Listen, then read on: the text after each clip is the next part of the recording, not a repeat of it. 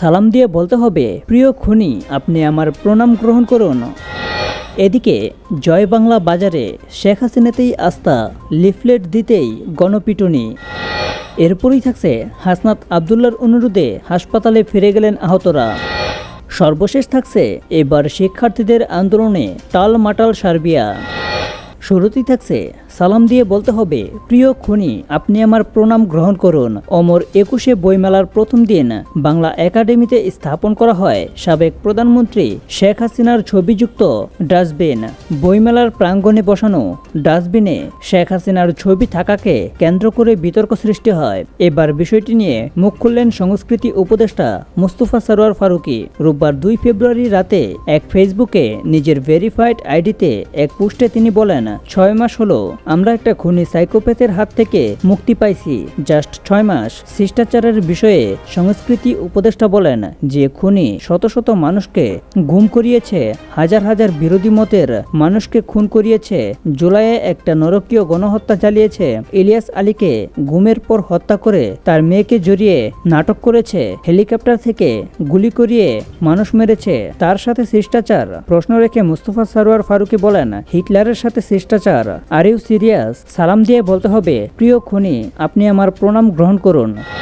এদিকে জয় বাংলা বাজারে শেখ হাসিনাতেই আস্থা, লিফলেট দিতেই গণপিটুনি। শেখ হাসিনাতেই আস্থা লেখা লিফলেট বিতরণকালে ফরিদপুরের সদরপুরে প্রিন্স চৌধুরী নামের এক যুবককে পিটিয়ে পুলিশে দিয়েছে জনতা।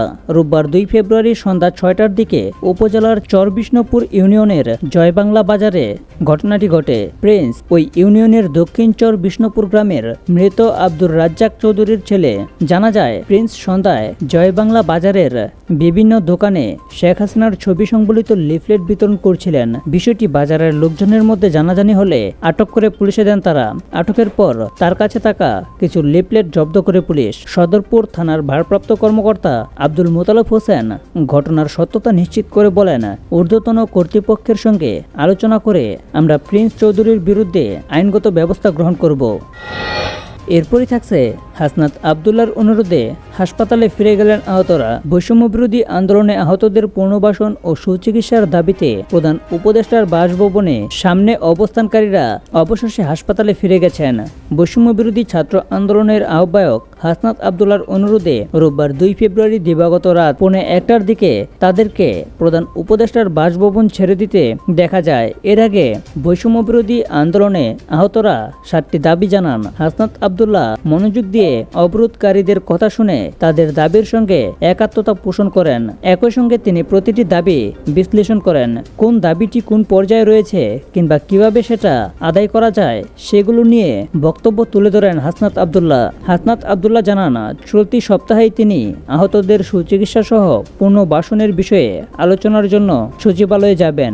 সেখানে যাওয়ার সময় আহতদের পক্ষ থেকে ৩ জন প্রতিনিধিকে নিয়ে যাবেন তিনি। এর আগে রোববার দিবাগত রাত ১২টার দিকে পুলিশের ব্যারিকেড ভেঙে যমুনার সামনে অবস্থান নেন আহতরা।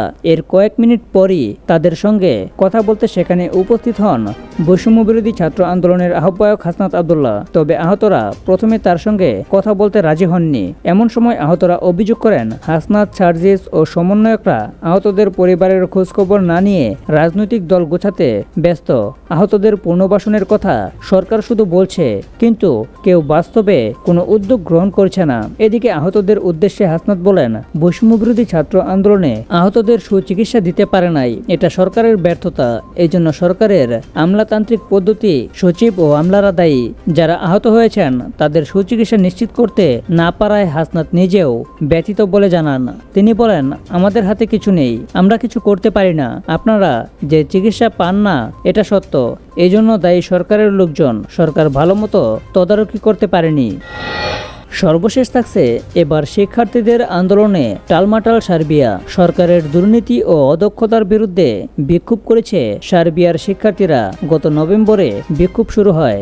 দেশটির দ্বিতীয় বৃহত্তম শহর নোভি সাদে একটি রেল স্টেশনের ছাদ ধসে ১৫ জন মারা যাওয়ার পর এ আন্দোলনের সূত্রপাত ঘটে। শিক্ষার্থীরা মনে করছে এ দুর্ঘটনার জন্য সরকারের দুর্নীতি ও অব্যবস্থাপনা দায়ী। বিশ্ববিদ্যালয়ের শিক্ষার্থীদের নেতৃত্বে এই বিক্ষোভে চাপে রয়েছে প্রেসিডেন্ট আলেকসান্দার ভুচিচ।